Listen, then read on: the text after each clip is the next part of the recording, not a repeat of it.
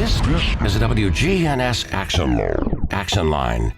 Talking with Rutherford County newsmakers since 1947. This is the WGNS Action Line. Now, your host, Scott Walker. With us in studio today from the Rutherford County School System, we have got James Evans, the spokesperson for the schools, and then also Elementary Education Coordinator Ann Haley. How are both of y'all doing today? Doing great. Thanks for having us here this morning. Definitely. Well, I know there's been a lot going on within the county school system. Spring break, I guess, just around the corner for one. And what else is happening right now this time of year? Yes, we are about 3 weeks out from spring break, and if you're worried if kids are excited or not, my kids ask me every day how many days are left. I'm sure the teachers are counting it down too. We're ready for the cold weather to be over, and I think we're seeing that, so that's just part of it. Of course, there's also been the talk about some bus contracts. I know that's something that everyone's been talking about the last couple of weeks, especially if you're one of those buses that's affected. We do have a good update for that this week. We are drawing for the contracts to be given out today, actually. And so over this next week, we'll be giving those out, and our school board is scheduled to discuss it more this week during their meetings. And we're also looking at potentially buying buses to have more of a hybrid system if that's necessary. It's part of the discussion they're going to have this week. I know we have a lot of new folks here in Rutherford County, and they may have come from school districts where the schools owned all their own buses and had their own bus drivers as opposed to contracted drivers. So kind of explain the difference there. Sure. So Tennessee permits school districts to have either a system where they own their own buses and hire their own drivers and all those things, or you can contract out that service. And so a number of districts do contract out service, like Hamilton County, Chattanooga, they do it. We've done it for a long time, and it's been really successful. We're very grateful for our contractors, especially the ones that have stepped up over the last couple of weeks to help us out with this problem. But, you know, we did have an issue a couple weeks ago where we had one of our contractors lost their insurance, and it affected 41 buses approximately, and we had to have other contractors cover those routes. We have about 350 buses on the road, and so that's about 10% of our fleet were affected, and so that's a lot of students that were affected, and a lot of timing had to be changed. Parents, it's been a big inconvenience for some of them. And so we're just grateful for everybody for giving us some time to get this worked out. But we're well on the way now of getting it fixed. So with one contractor and 41 or so buses, that contractor, I guess they operated multiple buses. It was just one company, one person who operated all that? Right. So in contract, they're only allowed to have up to 10 buses, but this contractor in particular was actually grandfathered and had some before that rule went in, so he had about 18 or so that he operated directly, but then he also owned several other buses that he was subleasing to other contractors, but he was supposed to be carrying the insurance on all of those. And so that's why it got so high, and that's one thing the board has talked about is like preventing that from happening again, and also putting in some safeguards where we're checking once a month on insurance to make sure that it's current. Right now, the contract reads that they have to just let us know if they don't have insurance and show it once a year. We're going to change that so that it's more frequently checked. So how in the world did y'all make that discovery, or did that bus contractor come to you and say, hey, we have an issue here? Actually, the insurance carrier contacted us just to let us know that they had lost coverage as of basically midnight the day that they notified us. So is that contractor still on board? Is he still contracted with the county schools? No, the board last week had a special called meeting and canceled that contract. All right. So moving on, some of the other topics this morning, again with you today is Ann Haley, and some of the things you'll be talking about include elementary school and things happening, I guess, and what all do you do within the county schools? So Ann is very nervous this morning. She's never been on the radio, so please ask her some really tough questions. If you've got some good callers that can call about anything. She's from Eagleville and knows a lot of stuff. Yeah. Yeah, I say country girl comes to town, right? Yeah. My job consists of just supporting our 29 elementary schools. That's a lot. Yeah, it is a lot. We continue to grow, but supporting those with their needs, whether it be their textbooks, instructional support from our district side, it's a fun job. I bet. Yeah. No, when you start, have you always been with Rutherford County? My first few years was in Cannon County, 3 A little bit years. smaller there. Huge. I went from I went from there to Roy Waldron in Laverne. It was a big difference. I bet. So what led you to this field? Teaching, I think that's just always been instilled in me. Little girl used to play teacher. I went to college at MTSU and was trying to decide whether to be an accountant or a teacher. There's two totally different things. Really are. Yeah, I took classes in both. But anyway, ended up in this field and have been in it for, 30, I'm going to tell my age. I don't care. I'm 37 years maybe. Yeah. And I have a family of that. My husband teaches, my two daughter-in-laws teach, and one of my sons teach. Actually, I think having that accounting background helps because teachers have to do so much with data now, analysis. That really has that analytical side is really good to have, good skill to have. Yeah. So when you taught, what grades did you teach? I started out teaching 6th, 7th, and 8th grade math. Then when I went and taught at Waldron, John Dinkins was my AP there. Yeah. And I taught there 7th grade math for 13 years. And then I went with John when he went to Wilson and went all the way to 1st grade. And then there I also had the opportunity to be a coach where I taught K-5. So I taught all grades at that point. And then I became an assistant principal and then a principal at John Coleman and then in my current position. What was the most fun grade or group of kids to teach? What age group or what grade? Oh, they're so different. I enjoyed 7th grade, but I love 1st grade because they loved you no matter what. Did you have some of the same kids that you had maybe years ago come back in 6th grade or whatever? Well, I taught the upper grade. They would come back and see me when I taught 7th grade. When they were in high school, they would come back and see me then. And in the 1st graders, it's hard because you see them now and they go, Miss Haley. I don't even know who they are. They change a lot. Yeah. Yeah. One thing that she won't talk about that I'm going to brag about her, John Coleman, was the school that used to be for the old Air Force Base there. It is a very old building. The building's still there, the original. But when Miss Haley was principal there, she said, we need a new school here. And people kept telling her, hey, we don't have funding for that. That's not where the growth is. We can't do it. And she did not back down. That Cannon County bulldogness inside of her came right out. And she called everybody she could think of, commissioners, everyone, city leaders, all those things. And if you go down there now, there is a very nice, brand new, shiny school. And, it took a lot of people working together, but this is the lady who spearheaded that. And I'll never forget when we were doing the groundbreaking, she said, I want the students out there turning the dirt. A lot of them have never seen anything new. They've always had hand-me-downs, and it's their school. And she was absolutely right. And from a PR standpoint, I'm out there with the camera going, this was a great idea. And it was all her. And so the kids were really amazed when they moved into that building because, like she said, they had never had something brand new before, and they got a state-of-the-art school, and it's a wonderful school. That was her last school assignment before she came to the central office. Yeah, and thanks for saying that because they deserved it like anybody else did, and I will never forget one of the little boys going in the first day we moved in January because we kind of got behind a little bit, and he walked in and he looked around and he said, I think I can finally go to college. Wow. Yeah. So just the impact that makes that we take for granted. And it sits right in front of the really beautiful Sharp Springs natural area there that's in Smyrna. So it's just a great campus, great location. One of those shining stars now, and it's because of this lady. Was that the first time you ever had kids out there, participating in that groundbreaking, shoveling dirt for the first time? We've always had student ambassadors and things like that come out and have helped out, but she insisted that, we had some other people turning dirt too, but they were in their very nice John Coleman elementary polo shirts. It's one of those images that I'll never forget, and those kids with the golden shovels, they look like a bunch of sharks. They were just smiling from ear to ear, just beaming that they got to, be the ones to help kick that off. So it was great. Well, that's a neat backstory, though. At the heart of a new school, pushing for a new school, was a teacher. You don't come across that often. At least I haven't heard a lot about teachers or principals pushing for a brand new school to be built. That's cool. I had never been to John Coleman when I got my job.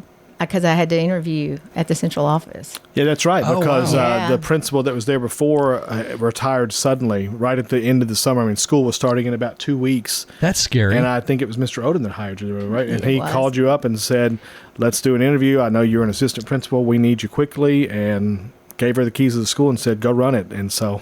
I didn't even know. I didn't know where it was. Yeah. I had to go find I mean, it. it's kind of tucked Yeah. back. It's by the old Yeah. military base. It's back by the old public housing. It's just, most people, unless you know where it is, you don't know where it is. There's warehouses all in that area, but it's a gorgeous campus now. And it's filled with great people. Absolutely. Those kids are great, and the teachers are. Yeah. So, Ann, what was that like walking into a school building where you didn't even know where the restrooms were? I mean, it sounds like it was brand new to you when you first started there.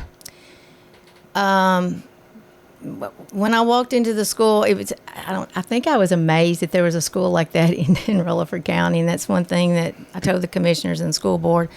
But it was filled with such those students taught me a lot down there.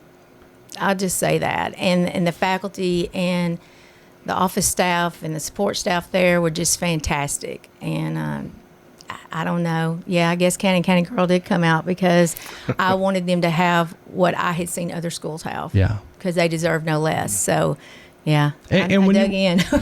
When you walked in there, was that a World War II era building? It was that was the school building. My understanding is that served the military base there when the Air Force was there. I remember Harry Gill, when he was director of schools, you know, they moved to Smyrna because his dad worked at the base. And he said, that's the school that I got assigned to because that's where all the military families went. And so there's these, I think it turned into public housing after that, but there's some very basic brick houses that look like military houses that everyone lived in. And when it shut down, you know, that became public housing, but the original school building was from that era. I'm not sure when exactly it was built. I'm not sure if it was World War II or after, but it's pretty old for sure. And now the building's still there. We use it for some maintenance storage and stuff like that, but the new school is right next to it, and it's really great.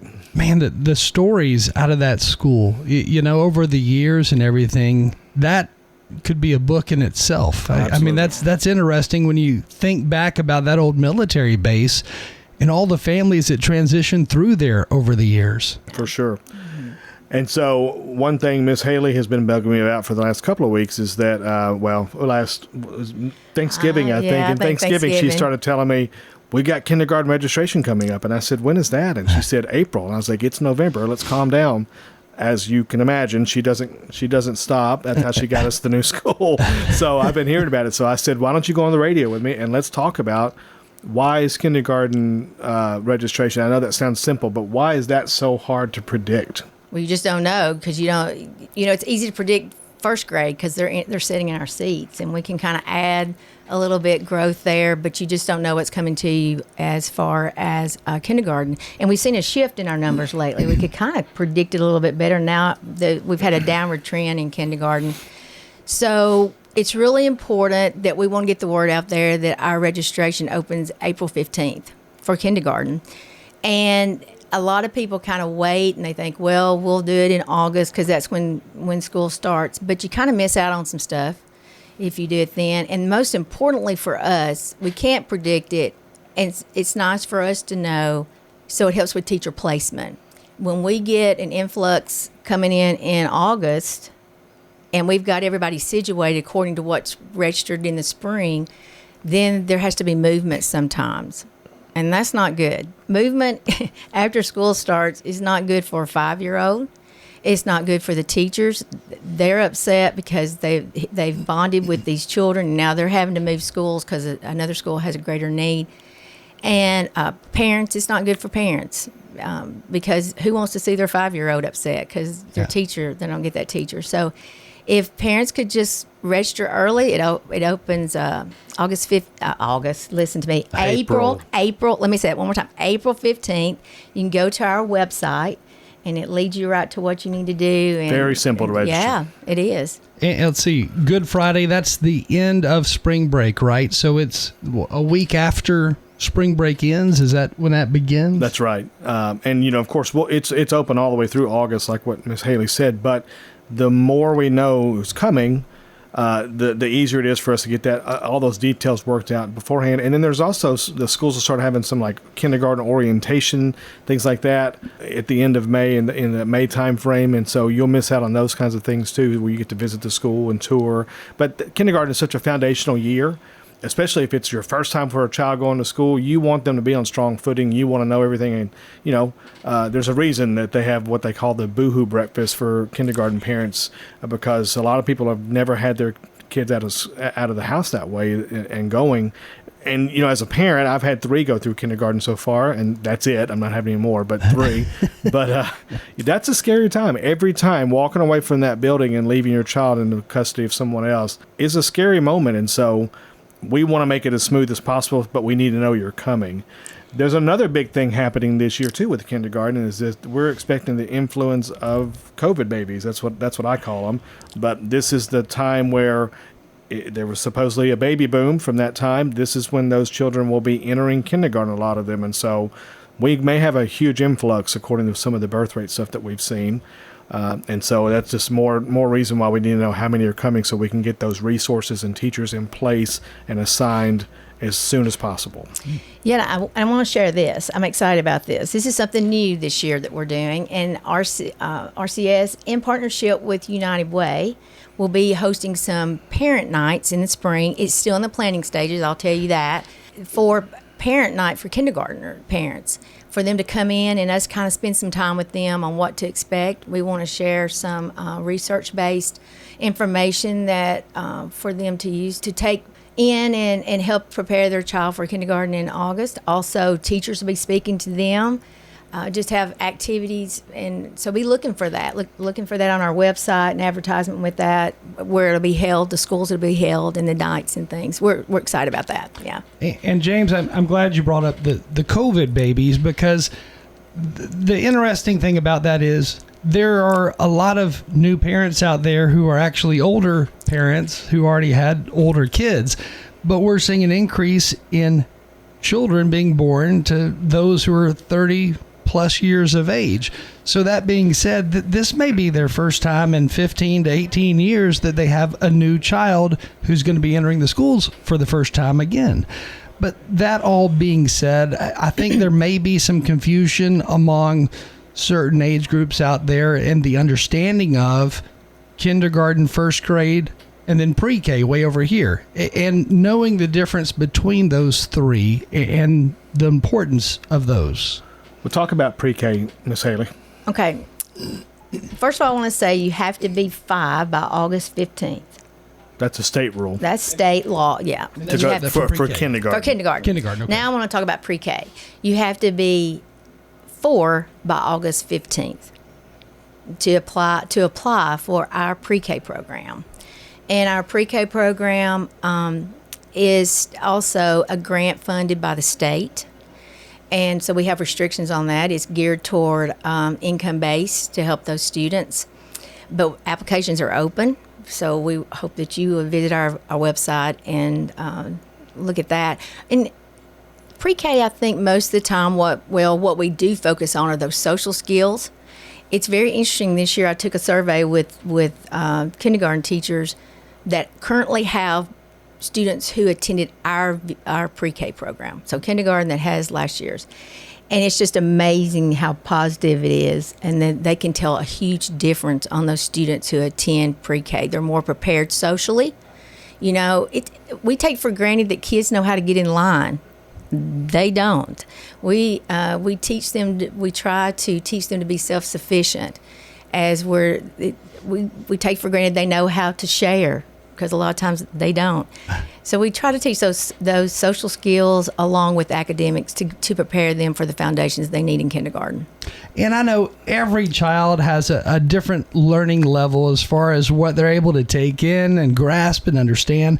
But when you look at, let's say, 4-year-olds who their parents are at home kind of preparing them to get ready for the idea of school, what things should they be learning at home, and what things should they kind of know when they first walk into those school doors? We get that question a ton. I'm glad he asked you that because I'm not joking. People will start calling us between now and August saying, what's my child supposed to know for kindergarten? So please, let's settle this right now. Yeah, well, that's a hard question. It's shifted. It's totally different than what we had to know. I will say that. Kids are smarter today, it seems like. Yeah, they have to know a little bit more. But it's still our job to teach those academics. What we would love for parents to have your child ready is for simple things like being able to transition. So when it's time to leave this task and go to this task, we're seeing an uptick on students that have a hard time with transitioning. So just setting those timers at home and going, we're going to do this for 5 minutes, but in 5 minutes when that goes off, we have to do something else. Even if you're not finished, and you're going to get an opportunity to finish because that's what we say, but right now we have to do this. Teaching them how to transition. This is a huge thing, screen time. You so knew I was going to say that, right? I'm so glad she brought that up. Oh. So my kids in my house, just a funny story is, they knew Miss Haley before they knew Miss Haley because she would tell us all the time, get your kids off the screen, get them reading and stuff like that. So I would be at home telling my kids, put your phones down or whatever, put your tablets down. Ann Haley says you need to be reading. They didn't know who Ann Haley was. They had never met her. But then they met her one day, and the look they gave her just shot daggers at her. And I thought, oh, gosh, I have poisoned this woman's name. It was like I'd said the Wicked Witch of the West was standing there. They looked at her like, oh, you're the lady he's been talking about for years. And so I would tell her I was just going to get a fathead of her to carry around the house to tell the kids, put your phones down, go read. Ann Haley says go read. But in all seriousness, we are seeing, of course, the effects of those screens. And I find it interesting that I saw the trailer the other day for the new Toy Story movie that's coming out. And the focus of that movie is the battle between kids not wanting to play with toys anymore because they're on their technology all the time. It really seems appropriate for what we're seeing too. We have done something this year that the state started where phones are not permitted in school during the day. And we thought we would see a much larger backlash, but we've actually heard from teachers and from parents and even some students saying, I'm not for this. I wish I could play on my phone more during the day, but it is helping me with social skills and it's helping me stay focused on my work. My middle son came home and said, I can tell you, Dad, I didn't want to tell you this, but I do seem like I can focus more. And I was like, all right, look about that. And so we are seeing some positives there as well. Right. And I think it's about the child losing time to play and use their imagination. It is about we're not going to be animated for them at school. So they have that in front of them all the time, and then they come to us, and we're just human beings and trying to teach. And I guess we can be a little boring compared to what's in front of them. That's a good skill for them to learn, though, is like what to do with boredom. And that's what we've lost. And studies are showing that kids don't know what to do when they're bored anymore. And we had to find things to do, and we entertained ourselves, and we've lost the art of that. But one thing is just watching that. We've seen a decline in language skills and vocabulary because of device use. There's a lot to be said for talking to your child when they're in the car. That's something you can do. Point out objects, point out shapes, point out letters. It's simple things like asking, how did your day go today? What did you do today? Not did you have a good day? Those are yes and no questions. You can ask that, but follow up with what made it a good day. So those open-ended questions. Sure. She's given me. I've gone to Miss Haley for years for child raising advice, and she's good at giving those out. And there's a place for devices, and we Yes. of course use them for learning too. But there's got to be some boundaries and limits as well.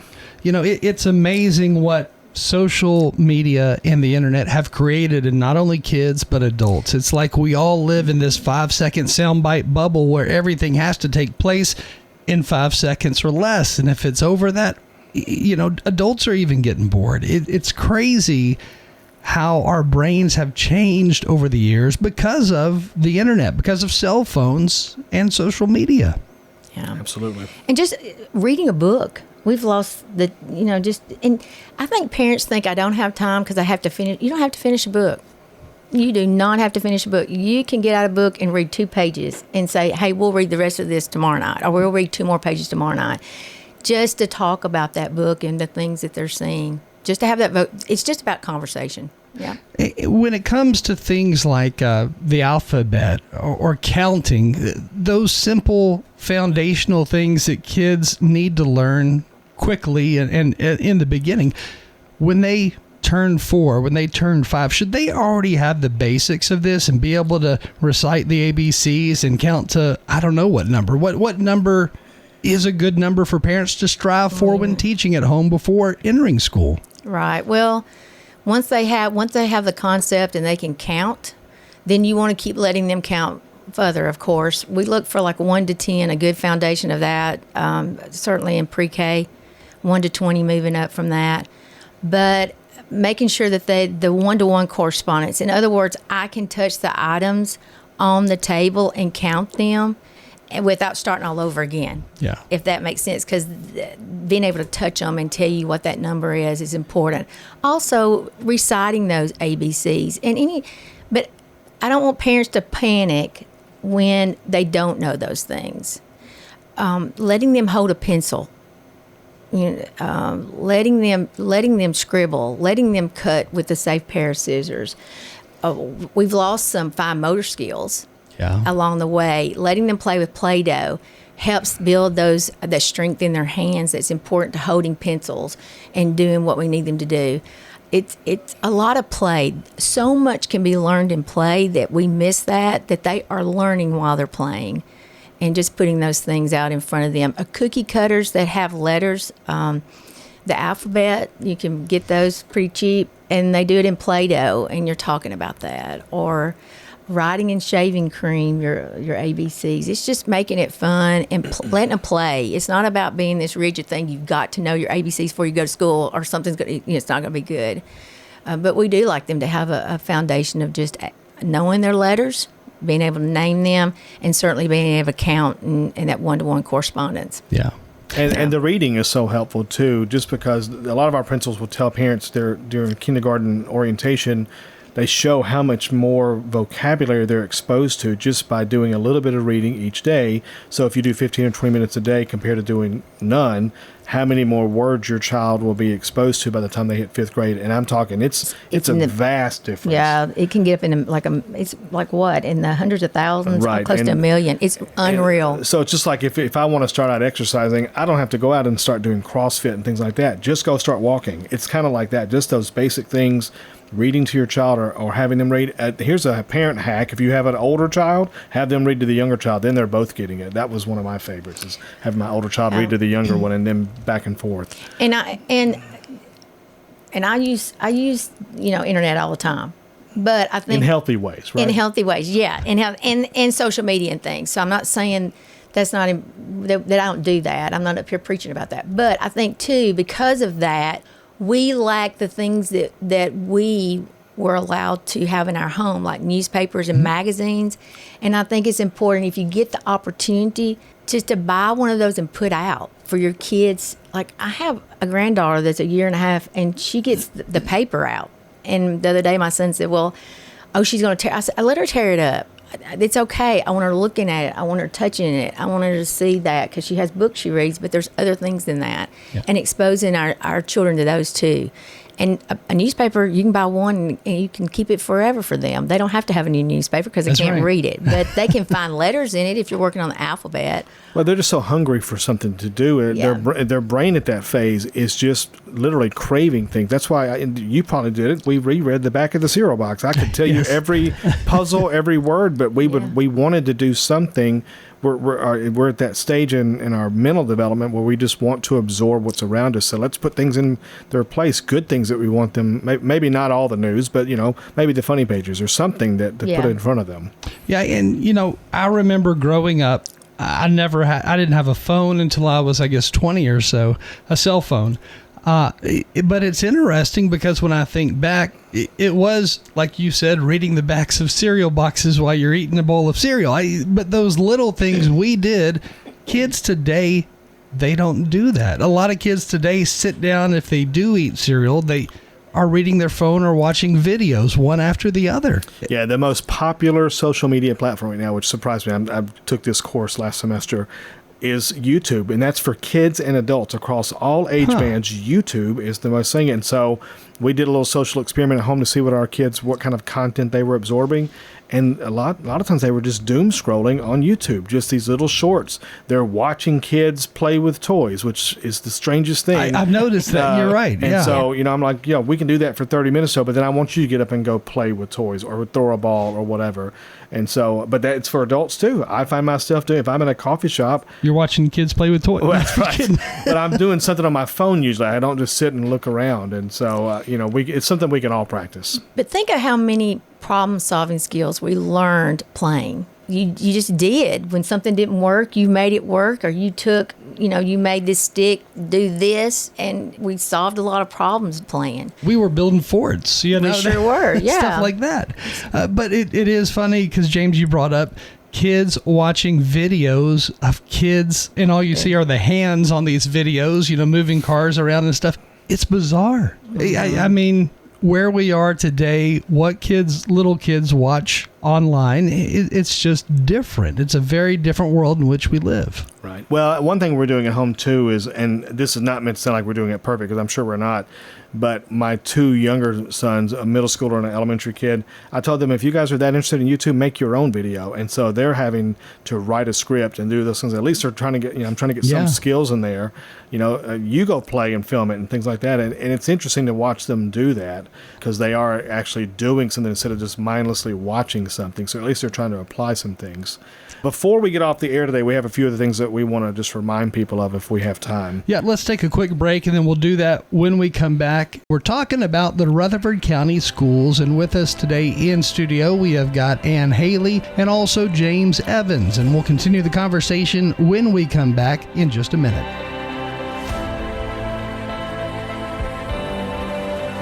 The Action Line on FM 101.9 and AM 1450 Murfreesboro, FM 100.5 Smyrna. Listen and watch at WGNSradio.com. This is Peter Demas inviting you to enjoy a meal with our family at Demas's Restaurant. With cold and flu season here, nothing helps my family more than having the Demas's baked chicken and rice soup. It was a soup that was created by my grandmother, and we not only sell it by the cup, but we also sell it by the quart, by the half gallon, and by the gallon. So stop by anytime today and bring soup to your family that may be sick, or a friend that's sick, or just to enjoy it just because it tastes so good. Demas's Restaurant.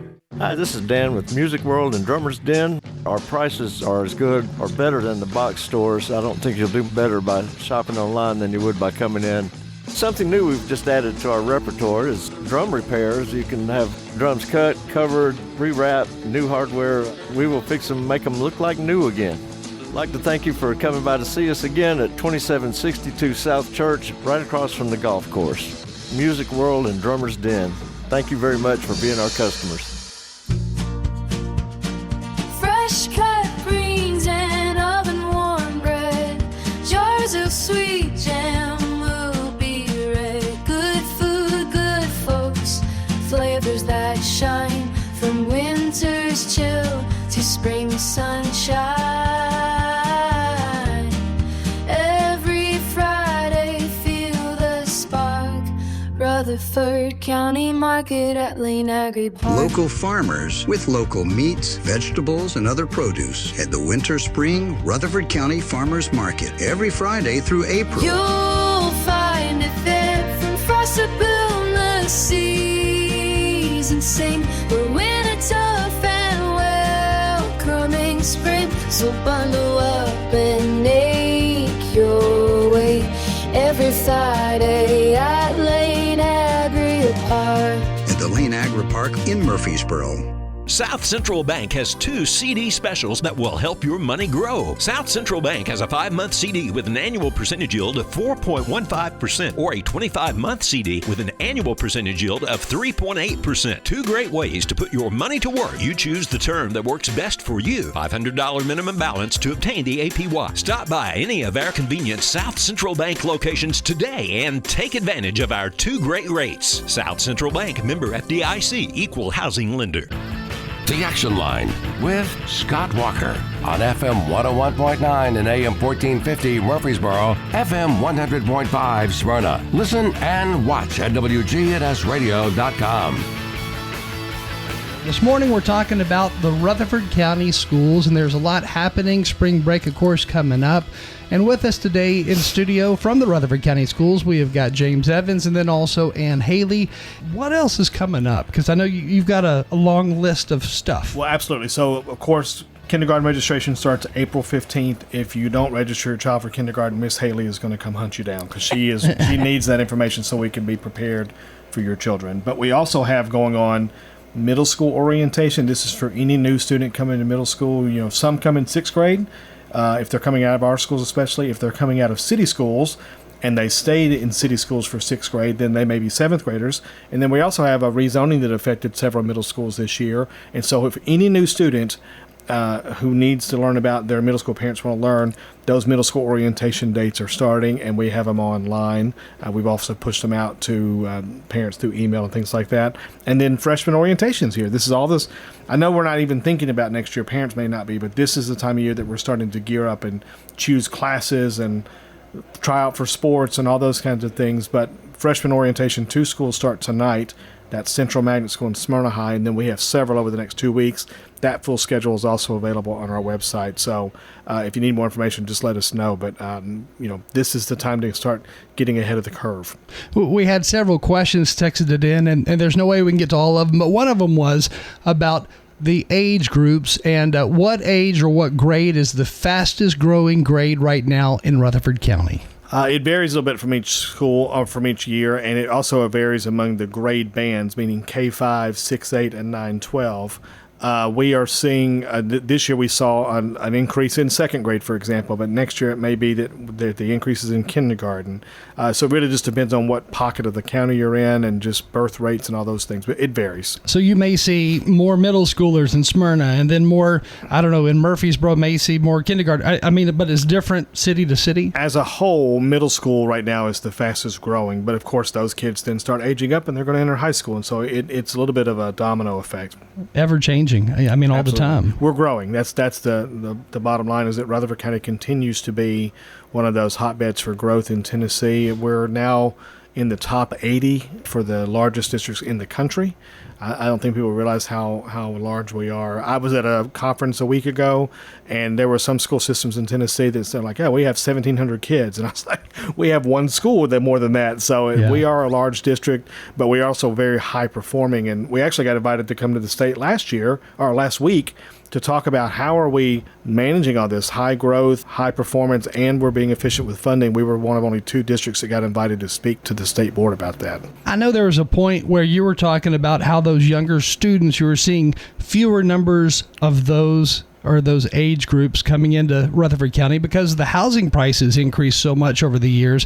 Is that still the case, or because of COVID, are we seeing families that are more established having younger kids? We are seeing that house prices maybe are affecting the types of families that move in because they have to be more established families before they can afford a home here. But some of the other counties like Williamson are way ahead of us on that too, as far as their value of their homes and how much it's costing to buy. And so we're still seeing an influx. We're obviously seeing a lot of people move here from California. I let them know. I was talking to one the other day, great family, and let them know that In-N-Out Burger's here now, and they were very excited about that. So, coming from that market, we're not unaffordable. So it may be affecting where people are coming from somewhat, but we're still seeing growth. It has slowed some, but it's not stopped by any means. And are we still at around 52,000 students overall? Yeah, we have 51,500 basically, the last count that I saw. We, of course, we have some early graduates that graduate in December, and so that affects some of that number too, but we're growing. I've been surprised at those who are graduating earlier these days because, man, there are some really smart kids out there today who are just flying through high school. Well, we also switched to a block schedule, so there's more opportunities for high schoolers to take classes and graduate early, and we're seeing some of that as well. Our enrollment actually dipped slightly this year by about 150 kids, but we think that that's just a low point, that overall you're going to see the trend continue to move upward. And Ann, when you look at the younger grades, all the way through 6th, 7th grade even, are you seeing a lot smarter children today, or are they better at, let's say, certain subjects than maybe 10 years ago, 15 years ago? I think kids are kids. And I think just like when we were in school, I know it's been a lot. I did go to. We did have schools back then. It was a long time ago, though. I think it had one room. Yeah. Some He's a funny guy. Yeah, slates and stuff, right? But our kids are smart. We do have kids. We do have smart kids, and that are going to take this world by storm. And we're just trying and reaching those that we have some that struggle too, and that's okay because we're helping them, and they're going to take the world by storm. Yeah, it's amazing. Kids are kids. With the proper encouragement, things can change a lifetime. You speak the right words into a child and they become a leader down the road. And it's really true. Yeah, well, we get students from all over. And we always talk about we can't affect what they knew before they get here. But once they get here, we can help them grow. And I don't know if we've said this before, but Rutherford County Schools was ranked the highest in the state of all districts this year for student growth. So once they get here, we're going to make sure they're growing. And so that's what really matters. And one last quick thing. March 10th, a week from tonight at 5:30 at Lane Agri Park is the College and Career Night. So for whatever you want your child to do after high school, come to that night and you're going to see what the opportunities are. I was going to say we are out of time, but for more information, what is the Rutherford County School website? Very simple, rcschools.net. The Rutherford County Schools, and there's a lot happening. Got James Evans and then also Ann Haley. And again, spring break, of course, coming up. March what? It's March 30th is the first day. And runs all that week through Good Friday, that comes back the following Monday. That's right.